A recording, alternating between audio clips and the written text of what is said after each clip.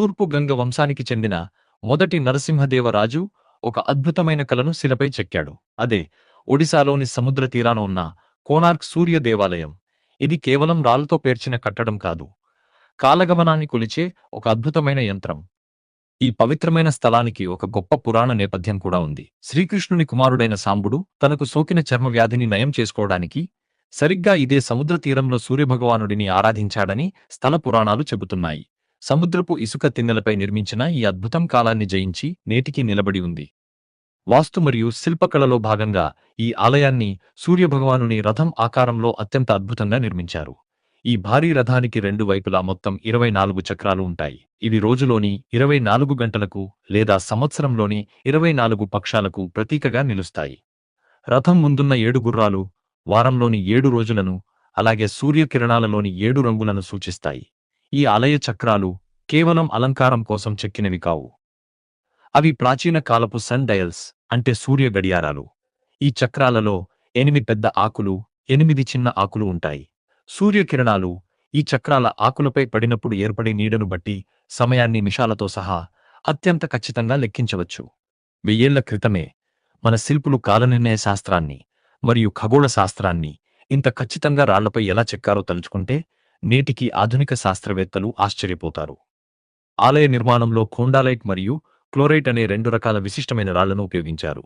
ఆలయ గోడలపై చెక్కిన శిల్పకళా సౌందర్యం వర్ణనాతీతం. కింది భాగం నుండి పైకప్పు వరకు ప్రతి అంగుళం దేవతలు, నర్తకిలు, సంగీతకారులు మరియు నాటి సామాజిక జీవన శైలిని ప్రతిబింబించే సూక్ష్మ శిల్పాతో ఉంటుంది. గజసింహాలు మరియు యుద్ధ సన్నివేశాలు నాటి తూర్పు గంగ వంశపు సైనిక శక్తిని తెలియజేస్తాయి. ఈ ఆలయంలో మరో అద్భుతం ఏమిటంటే ఉదయం, మధ్యాహ్నం మరియు సాయంత్రం సూర్యకిరణాలు పడేలా 3 వేర్వేరు సూర్య భగవానుని రూపాలను ఆలయంలోని 3 దిక్కులలో ప్రతిష్ఠించారు. ఇక ఈ ఆలయ నిర్మాణంలో ఉపయోగించిన ఇంజనీరింగ్ విధానం మరో పెద్ద మిస్టరీ. బృహదీశ్వర ఆలయం లాగే ఇక్కడ కూడా ఎటువంటి సిమెంట్ వాడకుండా ఇంటర్లాకింగ్ విధానాన్ని వాడారు. కానీ ఇక్కడ రాళ్ల మధ్య ఇనుప పలకలను శాండ్విచ్ లాగా ఉంచారు.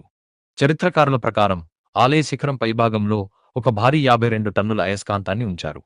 గర్భగుడిలో సూర్య భగవానుని విగ్రహం ఈ అయస్కాంత శక్తుల బ్యాలెన్స్ వల్ల ఎలాంటి ఆధారం లేకుండా గాలిలో తేలుతూ ఉండేదని చెబుతారు. సముద్రం మీదుగా వచ్చే నౌకలకు ఈ అయస్కాంతం రాత్రివేళల్లో దిక్సూచిలా కూడా పనిచేసేది. కోణార్క్ అంటే కోణ అనగా మూల మరియు అర్క అనగా సూర్యుడు. ఈ ఆలయం ఖచ్చితమైన వాస్తు నియమాలతో తూర్పు ముఖంగా నిర్మించబడింది. తద్వారా సూర్యోదయం యొక్క మొదటి కిరణాలు నేరుగా గర్భగుడిలోని సూర్యభగవానుని తాకుతాయి.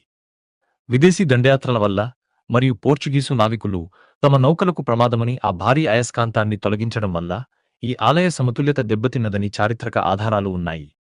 కాలక్రమేణా ప్రకృతి వైపరీత్యాల వల్ల ప్రధాన గోపురం కూలిపోయినప్పటికీ మిగిలిన నిర్మాణం నేటికీ ప్రాచీన భారతీయ ఖగోళ శాస్త్రం మరియు వాస్తు శిల్పకళల అద్భుత సమ్మేళనంగా నిలుస్తుంది. ఈ అద్భుత కట్టడం యునెస్కో ప్రపంచ వారసత్వ సంపదగా గుర్తింపు పొందింది. మన 10 రూపాయల నోటుపై కూడా ఈ కోనార్క్ చక్రాన్ని మనం గర్వంగా చూడవచ్చు. ఇది కేవలం ఒక గుడి కాదు, ఒక రాతిపై రాయబడిన అద్భుతమైన శాస్త్ర గ్రంథం.